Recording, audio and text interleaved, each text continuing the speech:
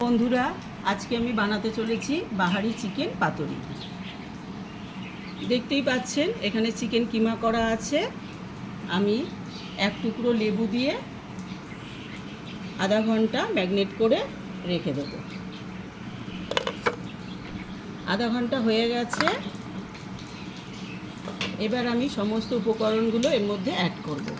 প্রথমেই আমি 1 চামচ পেঁয়াজ বাটা, কিছুটা হলুদ গুঁড়ো,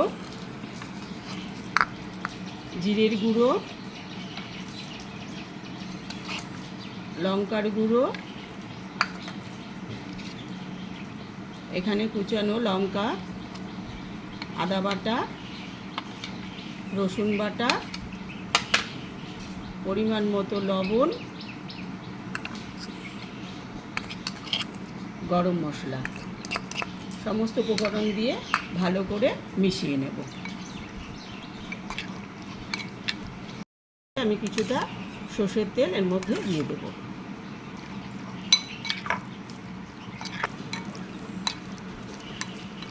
সমস্ত উপকরণ দিয়ে খুব ভালো করে আমি মাখিয়ে নিয়েছি। এবারে দেখুন, এই পাতুরি বানানোর জন্য আমি এখানে কচু পাতা নিয়েছি। কচু পাতায় ভালো করে তেল দিয়ে রেখেছি।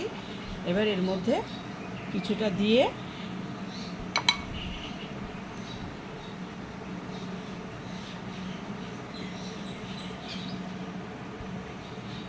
ভালো করে সুতো দিয়ে বেঁধে দেবো।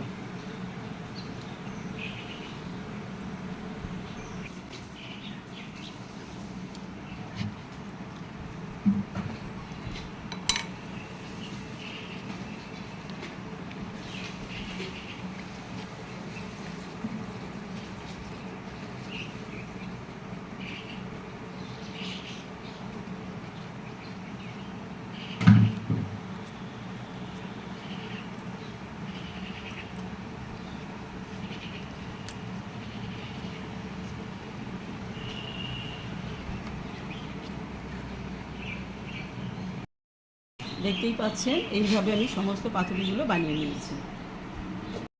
আমি এই পাতুরিগুলোকে ফ্রাই করে নেব।